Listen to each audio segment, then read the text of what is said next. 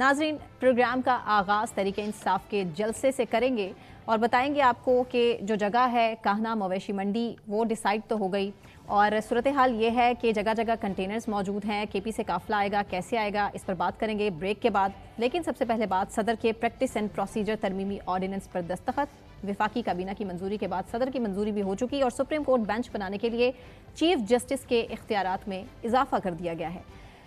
मुज़म्मिल साहब कैसे देख रहे हैं प्रैक्टिस एंड प्रोसीजर तरमीमी ऑर्डिनेंस आज जारी हो गया प्रैक्टिस एंड प्रोसीजर बिल का, जिसमें बुनियादी तौर पर जो चीज़ की गई है ना, वो जो कमेटी थी ना 3 रुकनी जो कॉज लिस्ट या जो केस को फिक्स करती थी, उसमें चीफ जस्टिस को ये इख्तियार दिया गया है कि वो तीसरा मेंबर मुंतखब कर लें। 2 सीनियर तो होंगे, तीसरे मेंबर का वाइल्ड कार्ड जो है वो चीफ जस्टिस को दिया गया है। और ये ऑर्डिनेंस जारी होने के बाद काजी फायद ईसा ने उस प्रैक्टिस एंड प्रोसीजर कमेटी जो है उसको रिकॉन्स्टिट्यूट करके मुनीब अख्तर की जगह अमीनुद्दीन खान को उस कमेटी का मेंबर भी बना लिया है। एक चीफ जस्टिस साहब खुद होंगे, इसके अलावा एक सीनियर जज और इसके अलावा चीफ जस्टिस पाकिस्तान ही एक और जज को नामजद वो कर जो सकते हैं। एक जज पहले तो था ना कि सीनियर मोस्ट 3 होंगे। हाँ जी। तो उसमें तो बाय डिजाइन मुनीब अख्तर साहब इस वक्त कमेटी के मेंबर थे कि टॉप सीनियर 3 होने थे। अब चूंकि तीसरा मेंबर रखने की इजाजत चीफ जस्टिस को दे दी गई है कि वो अपनी मर्जी से कोई तीसरा रख सकते हैं, तो फिर मुनीब अख्तर साहब को निकालकर काजी फायद ईसा साहब ने अमीनुद्दीन साहब को मेंबर बना दिया, ऐड कर लिया। इस तरह ये ऑर्डिनेंस इंप्लीमेंट भी हो गया सुप्रीम कोर्ट में। पहली बात यह है कि ये ऑर्डिनेंस जारी हुआ, पहले कैबिनेट ने सर्कुलेशन सेरेमनी से किया, फिर सदर ने जारी किया, फिर एक ही दिन में सुप्रीम कोर्ट ने इस पर अमल भी कर दिया जी। तो अब जो कमेटी है जो केसेस फिक्स करेगी उसमें काजी फायद ईसा, मंसूर अली शाह और अमीनुद्दीन साहब होंगे। अब ये क्यों हुआ, हमने कुछ बात इस पर कल भी की। ये और इतनी इसलिए तेजी हुआ से और इतनी तेजी से क्यों हुआ? इसलिए कि मंसूर अली शाह और मुनीब अख्तर साहब ने मिलकर सुप्रीम कोर्ट को हॉस्टेज कर लिया था और काजी फायद ईसा साहब को चीफ जस्टिस होते हुए ओएसटी कर दिया था। अपनी वो मर्जी के दोनों फैसले मिलकर नहीं हो पा फैसले रहे कर रहे थे कि कौन सा केस लगेगा कौन सा नहीं लगेगा। और अमली तौर पे चीफ जस्टिस का सुप्रीम कोर्ट पर इख्तियार खत्म हो चुका है। अब ये पहले तो ये था कि जी चीफ जस्टिस का बहुत ज्यादा इख्तियार हो गया है तो आप ये कमेटी लेके आए।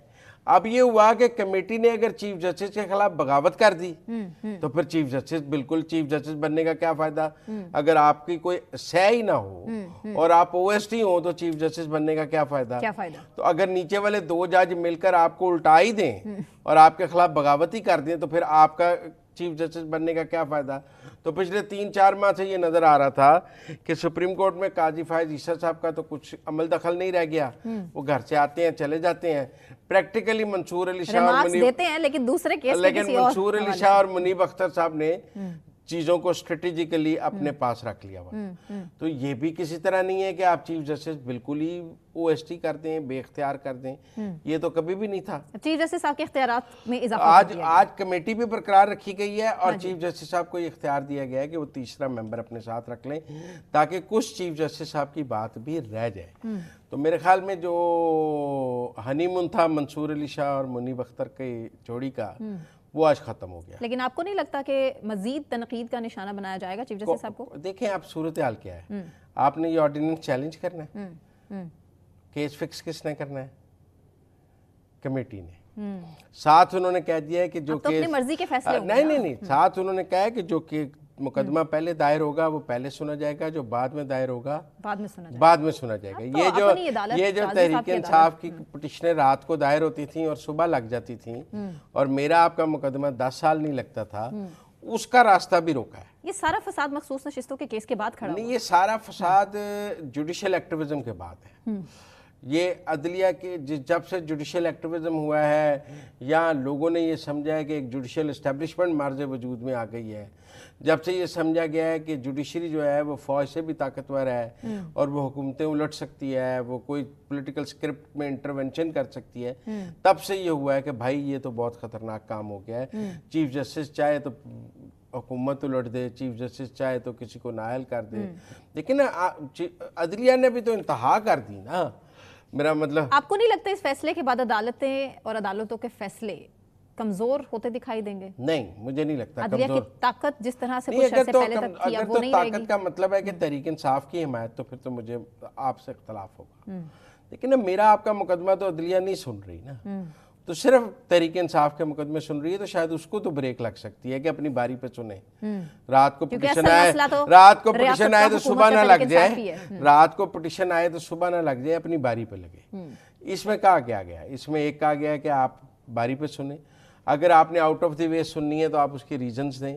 उसके बाद ये कहा गया है कि आप जो है अगर जो दौरान समाज जजेस रिमार्क्स देते हैं जो लिखे नहीं जाते, सिर्फ पब्लिश होते हैं मीडिया पे जो ऑर्डर का, वो भी लिखे जाएं ताकि कल को ये पता लग सके कि किस समाज के दौरान किस जज साहब ने क्या रिमार्क्स दिए थे।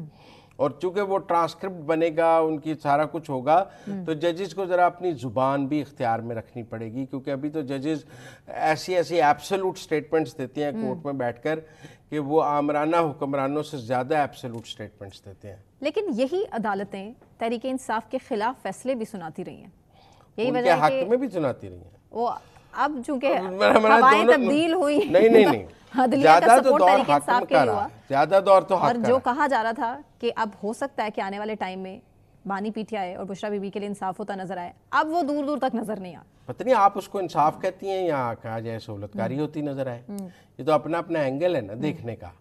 कि मेरा मतलब मुत्तफिका राय जजेस की तो यही कहती है ना कि इंसाफ नहीं होता। 6 जजेस का खत भी यही कहता है। पता नहीं 6 जजेस का खत कहते हैं, उन्हें खुद उसको सुनना चाहिए था। खत नहीं लिखता, जजों का काम नहीं है खत लिखना, वो तो पीछे रह गया। नहीं जजों का काम नहीं है खत लिखना, जजों का काम है वो कर लेते कंटेम्प्ट में सजा, अपने अंदर जुर्रत पैदा करते। खत लिखना तो सियासतदानों का काम है। अल्लामा इकबाल कायदे आज़म को खत लिखते थे। मेरा मतलब कभी जजों ने भी एक सियासतदान दूसरे सियासतदान को खत लिखता है, खत से एड्रेस करता है, leader of the opposition leader of the house को खत लिखता है। लेकिन कभी जजों ने भी इस तरह खत लिखे हैं? ये जजेस का काम फैसले देना है, समाअत करना है, खत लिखना कहाँ से हो गया? खत से बात खत तक ही ले जाते हैं। स्पीकर के खत ने भी जादू दिखा दिया और कौमी असम्बली में पार्टी पोजीशन तब्दील हो चुकी है।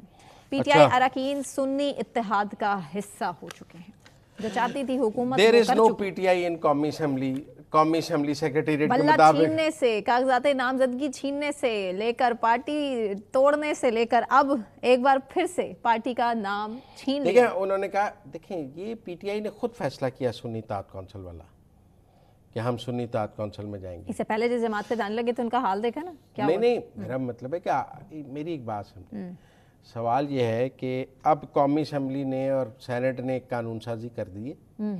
उन्होंने कहा आप एक जमात 2 दफ़ा नहीं बदल सकते, एक बंदा 2 दफ़ा जमात नहीं बदल सकता। हाँ जी। इन सब ने पहले सुन्नी इत्तेहाद कौंसिल ज्वाइन कर ली थी, एक दफ़ा 8 फरवरी के बाद ज्वाइन की है ना, और उन्होंने मखसूस नशिस्तों के लिए अप्लाई ही नहीं किया था। तो अब देखें वो कहते हैं कि आपने 8 फरवरी के बाद सुन्नी इत्तेहाद कौंसिल ज्वाइन की, हाँ जी, अब आप दोबारा पीटीआई नहीं ज्वाइन कर सकते। दोबारा पीटीआई ज्वाइन करनी है तो इस्तीफा दें और दोबारा इलेक्शन लड़ लें।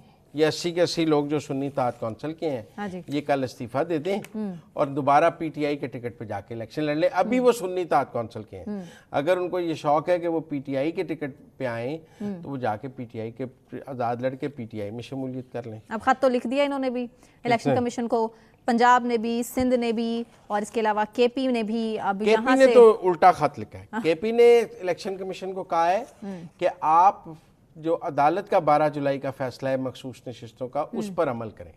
उन्होंने ये नहीं कहा कि आप कौमी असम्बली या कानून साजी पर अमल करें।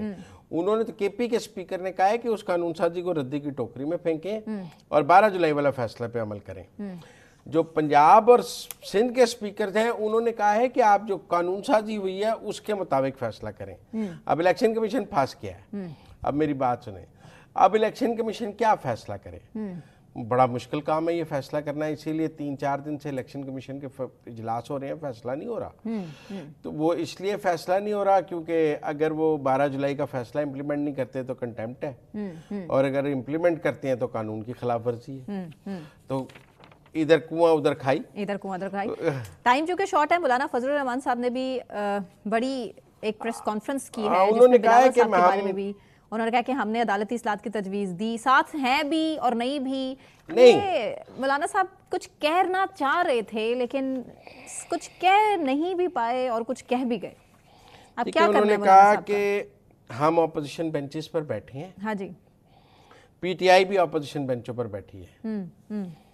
एक पार्टी जो ऑपोजिशन में भी हो और ऑपोजिशन के खिलाफ भी ऑपोजिशन कर रही हो, इसको कैसे देखेंगे आप? मतलब वो कह रहे हैं कि केपी में हम पीटीआई के खिलाफ अपोजिशन में बैठे हैं, मरकज में साथ बैठे हैं। वो कहते हैं अब हम अपोजिशन की भी अपोजिशन है और इसीलिए हमारा पीटीआई से कोई इत्तेहाद नहीं है। टेक्निकली आज उन्होंने थोड़ा डिस्टेंस किया है, पर उन्होंने कहा पीटीआई के साथ राब्ते हैं, कोई इत्तेहाद नहीं है। हाँ। हम पार्लिमानी अमूर पर पीटीआई से बात कर सकते हैं, लेकिन हमारा उनका इत्तेहाद नहीं है। तो इसलिए ये सूरत हाल। खाना खाने बस वैसे गए थे मौलाना साहब? नहीं, खाना तो देखें सोशलाइजेशन।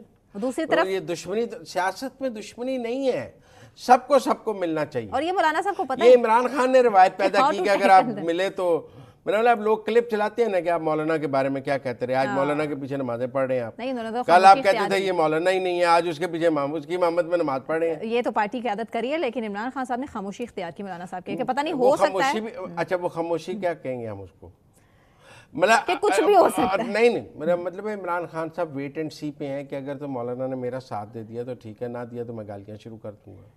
मेरा मतलब मैन ऑफ द मैच। नहीं, मेरा मतलब वो अपना कार्ड अपने हाथ में रख के खेलना चाहते हैं कि कल को खिलाफ बोलना पड़े, मैं कहूँगा मेरी पार्टी ने बड़ी जाती की, ये बैरिस्टर गौर है ही ना है, ये असद कैसर ने, ये उमर यूब, ये जाहिल लोग हैं। मैं इनको मना भी करता था ये मौलाना के शहर में। आप जैसा ये इमरान खान की पुरानी आदत है। वो मौलाना साहब ने अरकान असेंबली को कहा है कि जी जब ये कंफ्यूजन का ये शिकार होंगे खुद ही, तो फिर आईनी तरमीम खुद कैसे करेंगे? तो मौलाना खुद भी तो कंफ्यूजन का शिकार थे, रात 12 बजे तक इधर उधर जाते हुए वो खुद कितनी कंफ्यूजन का शिकार थे। पीटीआई वाले बड़े खुश हैं। लेकिन बहरहाल कल जलसे पे बात करते हैं, अगले सेगमेंट में लोगों की भी लाहौर के जलसे पे बहुत नजर है। हम कोशिश करेंगे कि कल वहीं से रिपोर्ट करें और बता आप करेंगी कोशिश, मैं तो सेट पे ही हूँ, लेकिन आपको फिर भी कन्विंस करूंगी कि जाना चाहिए। ठीक है।